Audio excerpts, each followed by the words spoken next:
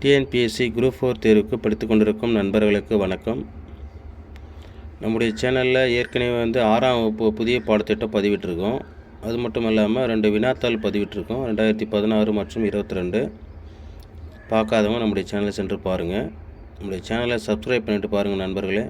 கண்டிப்பாக நான் போடுற வீடியோ ஒவ்வொன்றும் உங்களுக்கு யூஸ்ஃபுல்லாக இருக்கும். அது இப்போ உங்களுக்கு தெரியாது. எக்ஸாம் வரும்போது எக்ஸாம் முடியும்னு சொல்லுவீங்க நீங்கள் கண்டிப்பாக. ஏன்னா நம்ம செலக்ட் பண்ணி தான் போடுறோம். எல்லாத்தையும் புக் பேக் இருக்கிறது எல்லாத்தையும் சொல்லணும்னு அவசியம் இல்லை.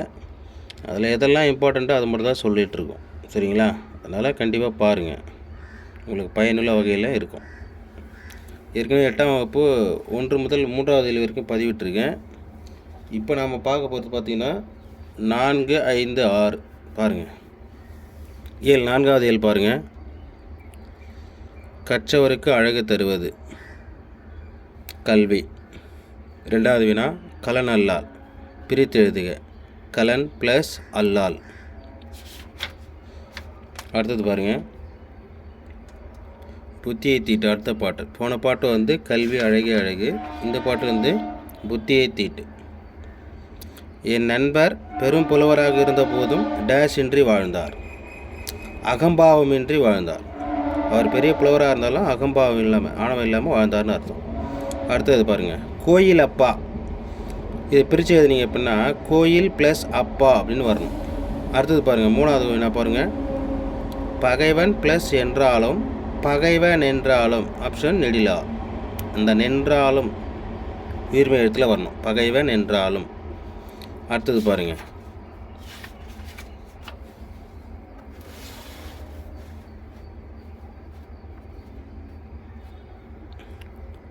உரைநடை பகுதி.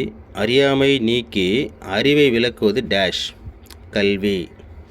கல்வி பயிற்சிக்குரிய பருவம் டேஷ் இளமை பருவம். யங் ஏஜில் தான் படிக்க முடியும். இன்றைய கல்வி டேஷ் நுழைவதற்கு கருவியாக கொள்ளப்பட்டு வருகிறது. இன்றைக்கி இருக்கிற எஜுகேஷன் மெத்தட் எதை ஃபாலோ பண்ணியிருக்கு, எதை மென்ஷன் பண்ணியிருக்கு அப்படின்னா தொழிலில் நுழைவதற்கு ஒரு ப்ரொஃபஷனல் ஓரியன்டாக தான் இன்றைக்கி இருக்கிற எஜுகேஷன் இருக்குதுன்னு சொல்கிறாங்க. தொழிலில் நுழைவதற்கு இன்றைய கல்வி முக்கியமான ஒரு டூல் கருவியாக பயன்படுகிறதுன்னு சொல்கிறாங்க. அடுத்தது நிரப்பக பாருங்கள். கலப்பில் டேஷ் உண்டு என்பது இயற்கை நுட்பம் வளர்ச்சி. அடுத்த வினா. புற உலக ஆராய்ச்சிக்கு டேஷ் குழு கொம்பு போன்றது அறிவியல். வாழ்விற்குரிய இன்பத்துறைகளில் தலையாயது டேஷ் இன்பமாகும் காவிய இன்பமாகும். மேட்ச் த ஃபாலோயிங் பாருங்கள். முக்கியமான மேட்ச் த ஃபாலோயிங். இயற்கை ஓவியம் என்று அழைக்கப்படுவது 10 பாட்டு. இயற்கை தவம் என்று அழைக்கப்படும் நூல் சிந்தாமணி, அதாவது சீவக சிந்தாமணி. இயற்கை பரிணாமம் என்று அழைக்கப்படும் நூல் கம்பராமாயணம். இயற்கை அன்பு என்று சொல்லப்படுவது பெரிய புராணம். அடுத்தது இலக்கணப்பகுதி. இலக்கணப்பகுதி கொஞ்சம் தெளிவாக கவனிங்க. பெயர் சொல்லின் பொருளை வேறுபடுத்துவது வேற்றுமை. இலக்கணத்தில் அதிகமாக வினாக்கள் கேட்பாங்க. அடுத்தது பாருங்கள். 8ஆம் வேற்றுமை டேஷ் வேற்றுமை என்று அழைக்கப்படுகிறது வெளி வேற்றுமை. இதே வெளி வேற்றுமை வேறு பேர் வேறு எப்படி அழைக்கப்படுதுன்னு கேட்டால் 8ஆம் வேற்றுமைன்னு சொல்லலாம். 3வது வினா. உடனிகழ்ச்சி பொருளில் டேஷ் வேற்றுமை வரும் 3ஆம் வேற்றுமை வரும். 4வது அறத்தான் வருவதே இன்பம். இத்தொடரில் டேஷ் வேற்றுமை பயின்று வந்துள்ளது. 8 வேற்றுமையில் எந்த வேற்றுமை வந்திருக்குன்னு கேட்குறாங்க. ஆன்சர் பார்த்தீங்கன்னா 3ஆம் வேற்றுமை. 5வது வினா. மலர் பானையை வணைந்தால். இத்தொடர் டேஷ் பொருளை குறிக்கிறது. என்னென்னா ஒரு பொருளை உருவாக்குறது. அதனால் இது ஆக்கல் பொருளை குறிக்கிறதுன்னு அர்த்தம். ஆக்கல் பொருள். அடுத்த வினா பாருங்கள். பொறுத்துக்கு பாருங்கள். 3ஆம் வேற்றுமை மண்ணால் குதிரை செய்தான். இதில் வரக்கூடிய ஆள். 2வது வினா. 4ஆம் வேற்றுமை ராமனுக்கு தம்பி. இதில் வரக்கூடிய ராமனுக்குன்னு வரக்கூடிய கூ என்பது 4ஆம் வேற்றுமை உருவு. அதனால் அது 4ஆம் வேற்றுமைன்னு சொல்கிறோம். 5ஆம் வேற்றுமை ஏவுதல் கலையில் சிறந்தவன். ஏவுதல் அப்படின்னா ஒரு செயலை செய்தல் கட்டளை எழுதல். அப்போ ஏவுதல் கலையில் சிறந்தவன் பார்த்திங்கன்னா ஏகலைவன் சொல்லும்போது 5ஆம் வேற்றுமை. 6ஆம் வேற்றுமை பாருங்கள். பாரியினது தேர். இந்த அதுங்கிறது 6ஆம் வேற்றுமை உருவா. அதனால் அதை பாரியினது தேர்ன்னு சொல்லும்போது 6ஆம் வேற்றுமையாக வருது. அடுத்தது பாருங்கள். காட்டிலிருந்து வந்த டேஷ் கரும்பை தின்றன வேழங்கள். வேழங்கள்னால் யானைகள்னு அர்த்தம். வேழம்னா யானை இப்படின்னு கேட்கலாம். வேழம் என்பது பொருள் கேட்டாலும் யானைன்னு சொல்லுங்கள். கனக சுனை என்னும் சொல்லி பிரித்து எழுத கிடைப்பது கனகம் ப்ளஸ் சுனைன்னு தாங்க வரணும். அங்கே இம்மு வரணும். கனகம் ப்ளஸ் சுனை அப்படி வந்தால் தான் அது சரி. ஏன்னா அதுக்கப்புறம் இம்மு இச்சா மாறும். சேர்த்து எழும்போது கனகச்சுனைன்னு வரும். அடுத்தது முழவு ப்ளஸ் அதிர சேர்த்து எழும்போது முழவதிர வா, உயிர்மை எழுத்து வா வரணும். முழவதிர. அடுத்த வினா பாருங்கள். அடுத்தது செய்யுள் பகுதி 5வது இல்லை. பசியால் வாடும் டேஷ் உணவளித்தல் நமது கடமை. பசியால் வாடும் டேஷ் உணவளித்தல் நமது கடமை. அளந்தவர்க்கு ஆன்சர் பாருங்கள். அளந்தவர்க்கு. அளந்தவர்னா யாருன்னு பார்த்தீங்க அப்படின்னா வறியவர். வறியவர்னா யார்? ஏழை, வறுமையில் வாடக்கூடியவர் தான் வறியவர்னு சொல்லுவாங்க. அடுத்தது நம்மை டேஷ் பொறுத்து கொள்ள வேண்டும். யாரை? இகழ்வாரை பொறுத்து கொள்ள வேண்டும். யாரை? நம்ம இழிவாக பேசுகிறவங்கள நம்ம பொறுத்து கொள்ளணும் அப்படின்னு சொல்கிறாங்க. பூமியை போல பொறுத்து கொள்ள வேண்டும். நம்ம இகழ்வாரை பொறுத்து கொள்ள வேண்டும். அடுத்த வினா. மறை பொருளை காத்தல் டேஷ் எனப்படும். நிறை. சீக்ரெட்டாக இருக்கிற விஷயங்கிறது நிறை. நிறைனா என்ன? ஒரு மேன்மையான பொருளை நான் பாதுகாக்கணும்னு அர்த்தம். அடுத்தது பாருங்கள். பாடறிந்து என்னும் சொல்லை பிரித்து எழுத கிடைப்பது பாடு ப்ளஸ் அறிந்து.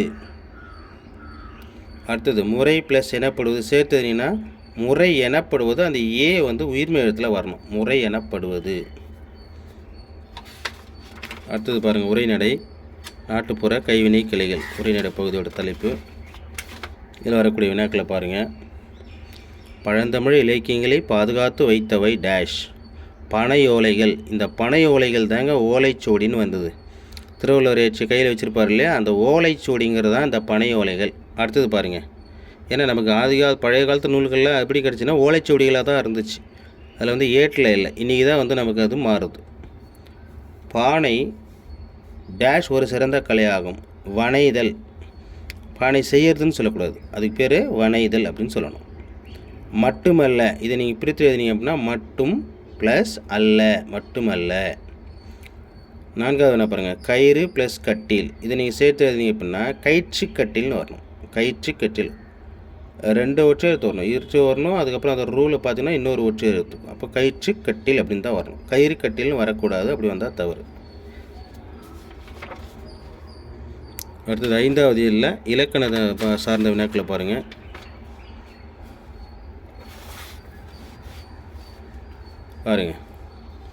சொற்களுக்கு இடையே வேற்றுமை உருவம் மறைந்து வருவது டேஷ். வேற்றுமை தொகை. வேற்றுமை உருவம் மறைஞ்சு வந்தால் வேற்றுமை தொகை. பண்புருவம் மறைஞ்சு வந்தால் பண்பு தொகை. அந்த மாதிரி தான். செம்மரம் என்னும் சொல் டேஷ் தொகை. பண்பு தொகை. ஏன் இது பிரிச்சிங்கன்னா செம்மை ப்ளஸ் மரம்னு வரும். சிவந்த நிற மரம்னு கூட வரலாம். அப்போது பார்த்தீங்கன்னா செம்மைங்கிறது ஒரு பண்பை குறிக்கிறது. அதனால் நிற பண்பை குறிக்கிறதுனால இது பண்பு தொகைன்னு அர்த்தம். அடுத்தது பாருங்கள். கண்ணா வா என்பது டேஷ் தொடர். விழித்தொடர். இப்போ கண்ணன் ஒரு பேர் இருந்தால் தூரக்கரவனை கூடும்போது கண்ணன் வா அப்படின்னு கூட முடியாது. அப்போ அந்த கடைசி எழுத்து இறுதி எழுத்து கண்ணனில் வரக்கூடிய இறுதி எழுத்து இன்னும் தூக்கிட்டு முன்னாடி இருக்கக்கூடிய ந குறியில் நெடிலாம் மாற்றி அழைக்கிறதுக்கு பேர் தான் விழித்தொடர். கண்ணா வா. இது மட்டும்தான் விழித்தொடர்னா அப்படி கிடையாதுங்க. கண்ணே, மணியே, முத்தே, அமுதே இந்த மாதிரி எது வந்தாலும் அது விழித்தொடர் தாங்க. விழித்தல் அப்படின்னா தூரம் இருக்குங்களா அழைத்தல்னு பேருங்க. பொறுத்துக்கு பாருங்கள். அதில் இலக்கணம் கொஞ்சம் நல்லா கவர் பண்ணுங்கள். இலக்கணத்தில் அதிகமாக கேட்பாங்க. பெயரெச்ச தொடர். எழுதிய பாடல். இது எப்படி சார் கண்டுபிடிக்கிறது அப்படின்னா இங்கே பாடலுங்கிறது பெயர், எழுதிய அப்படிங்கிறது வினைச்சொல். ஆனால் என்ன வினைச்சொல்னா எச்ச பொருள். எச்சம்னா என்ன? அந்த கம்ப்ளீட்டாக வராத ஒரு சொல், குறையாக இருக்கக்கூடிய சொல் தான் எச்சம் சொல்லுவோம். அப்போ முற்றுப்பெறாத ஒரு எச்சம் பெயரை கொண்டு முடிந்தால் அதுதான் பெயரெச்சம். எழுதிய பாடல். இந்த ஏவை பிரிச்சிங்க அப்படின்னா இ ப்ளஸ் ஆல வந்தால் பெயரெச்சம். ஷார்ட்டாக மைண்டில் வச்சுக்கிங்க. வினையெச்ச தொடர். பாடி முடித்தான். அந்த டி பாருங்கள், இட்டு ப்ளஸ் இ. அப்போ இ உ இந்த 2 இடத்துல முடிஞ்சாவே அது வினையெச்ச தொடர். அடுத்தது பாருங்கள். வினை முற்றுத்தொடர். வென்றான் சோழன். முற்று பெற்று வரக்கூடியது. அவன் ஜெயிச்சிட்டான் சோழன் அப்படின்னு சொல்கிறான் இல்லையா, அது. எழுவாய் தொடர். கார்குழலே படித்தால். இதில் கார்குழலேங்கிறது எழுவாய், அதனால் அதை மென்ஷன் பண்ணி எழுவாய் தொடர். விழித்தொடர். புலவரே வருக. ஏற்கனவே சொன்னோம் இல்லையா கண்ணாவான்னு, அதுமாதிரி புலவரே வருக. அங்கே ஏகாரத்தில் வருது பாருங்கள், ஏ நெடியில். அங்கே ஆல வருது கண்ணான்னு சொல்லும்போது, இங்கே புலவரேன்னு சொல்லும்போது ஏல வருது பாருங்கள். இந்த மாதிரி வந்தால் அது விழித்தொடர். அடுத்தது இயல் 5ல் திருக்குறளை பாருங்கள்.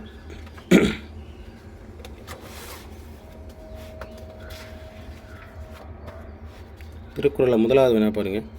அரசரை அவரது டேஷ் காப்பாற்றும். என்ன காப்பாற்றும்? குற்றமற்ற ஆட்சி. அவர் தெளிவாக ஆட்சி பண்ணார்னா அவருடைய ஆட்சி அவரை காப்பாற்றும்.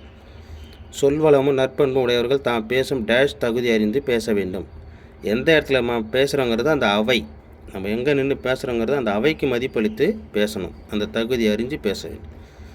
கண்ணோடாது பிரித்து எழுதுக. கண் ப்ளஸ் ஓடாது. நீங்கள் சேர்த்து எழுதும்போது டபுள் இன்னு வரும், சேரும்போது கண்ணோடாதுன்னு வரும். ஆனால் நீங்கள் பிரித்து எழுதும்போது கண் ப்ளஸ் ஓடாதுன்னு தான் வரும். கண் ப்ளஸ் ஓடாது. அடுத்தது பாருங்கள். கசடற பிரித்து எழுதுக. கசடு ப்ளஸ் அற. என்றாய்ந்து பிரித்து எழுதுக. என்று ப்ளஸ் ஆய்ந்து சேர்த்து எழுதுக. என்றாய்ந்துன்னு வரணும். என்றாய்ந்து. சரிங்களா? இது வரைக்கும் 5வது இயல் நிறைவுற்றது. அடுத்தது 6வது இயல் பார்ப்போம். 6வது இயலில் வளம் பெறுக அந்த பாடல் பகுதியை பாருங்கள். பாடலில் இருக்கக்கூடிய வினாக்கள் பாருங்கள். தோட்டத்தில் தம்பி உடைய டேஷ் எல்லாம் உழைத்தன. வித்துகள். வித்துனா விதைகள்னு அர்த்தம், சீட்ஸ். என் நண்பன் செய்த தொழிலில் அவனுக்கு டேஷ் பெருகிடுச்சு. வாரி. வாரி அப்படின்னா வருவாய், வருமானம் தான் வந்து வாரின்னு சொல்லுவாங்க தமிழில். சரிங்களா? அக்களத்து என்ன சொல்ல பிரித்து எழுத கிடைப்பது ஆ ப்ளஸ் களத்துன்னு தான் வரணும். அக்கு ப்ளஸ் களத்துன்னு வரக்கூடாது. எல்லோரும் அப்படி தான் எழுதுவாங்க. ஆ ப்ளஸ் களத்து, அக்களத்து சேர்த்து எழுதும்போது ஒரு இக்கு அங்கே சேரும். கதிர் ப்ளஸ் ஈன. கதிர் ஈன. இந்த ரீ நெடிலாக வரணும். கதிர் ஈன. சரிங்களா? அடுத்த வினா பாருங்கள். மழைச்சோறு அடுத்த தலைப்பு. அதில் பாருங்கள். கனத்த மழை என்னும் சொல்லின் பொருள். கனத்த மழை அப்படின்னா வெயிட்டாகிற மழைன்னு அர்த்தம் இல்லை, பெருமழை, அதிகப்படியான மழை தான் வந்து கனத்த மழை. வாசல் எல்லாம் பிரித்து எழுதுக. வாசல் ப்ளஸ் எல்லாம். பெற்றெடுத்தோம் என்ன சொல்லி பிரித்து எழுதுக. பெற்று ப்ளஸ் எடுத்தோம். 4வது இயல் பாருங்கள். சரி, 4வது வினா. கால் ப்ளஸ் இறங்கி.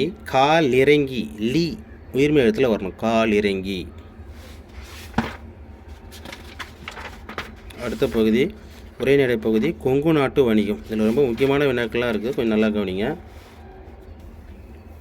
வன்புகழ் மூவர் தன்புழில் வரைப்பு என்று குறிப்பிடும் நூல். இந்த பாடல் அடிகள் கொடுத்தாங்கன்னா கொஞ்சம் கஷ்டங்க. அது வந்து பார்த்திங்கன்னா தொல்காப்பியம் தான் சொல்லுது இந்த நூலை. இந்த வன்புகழ் மூவர் தன்புழில் வரைப்பு அப்படின்னு சொல்லக்கூடிய நூல் எதுன்னு பார்த்தீங்கன்னா தொல்காப்பியம். ரொம்ப பழமையான இலக்கண நூல். இது தொல்காப்பியத்தை பற்றி சொல்லணும் அப்படின்னா தமிழின் மிக பழமையான இலக்கண நூல் எதுன்னு கேட்டாலும் தொல்காப்பியம். தொல்காப்பியத்தின் ஆசிரியர் யாருன்னு கேட்டால் தொல்காப்பியர். சேரர்களின் தலைநகரம் வஞ்சி. சேர சோழ பாண்டி இருக்காங்க இல்லையா, அதில் சேரரோட தலைநகரம் கேபிட்டல் பார்த்திங்க அப்படின்னா வஞ்சி. பழங்காலத்தில் விலையை கணக்கிட அடிப்படையாக அமைந்தது. அந்த காலத்தில் சங்க காலத்தில் வந்து விலையை கணக்கிடுவதற்கு எதை பயன்படுத்துகிறாங்கன்னா நெல்லை பயன்படுத்துகிறாங்க. ஆண்புருணை என்று அழைக்கப்படுகின்ற அந்த ரிவர் ஆறு எதுன்னு பார்த்திங்க அப்படின்னா அமராவதி ஆறு தான் ஆண்புருணை என்று அழைக்கப்படுவது. வீட்டு உபயோகப் பொருட்கள் தயாரிக்கும் தொழிற்சாலைகள் நிறைந்த மாவட்டம் கோயம்புத்தூர். சரிங்களா? வீட்டுப் பொருளை வந்து அதிகமாக தயாரிக்கக்கூடிய தொழிற்சாலைகள் அதிகமாக இருக்கக்கூடிய மாவட்டம் எது? கோயம்புத்தூர். ஏதாவது வந்து தமிழ்நாட்டின் மான்செஸ்டர்னு சொல்லுவாங்க இல்லையா, அதுதான் கோயம்புத்தூர். மாங்கனி நகரம் என்று அழைக்கப்படும் நகரம் சேலம்.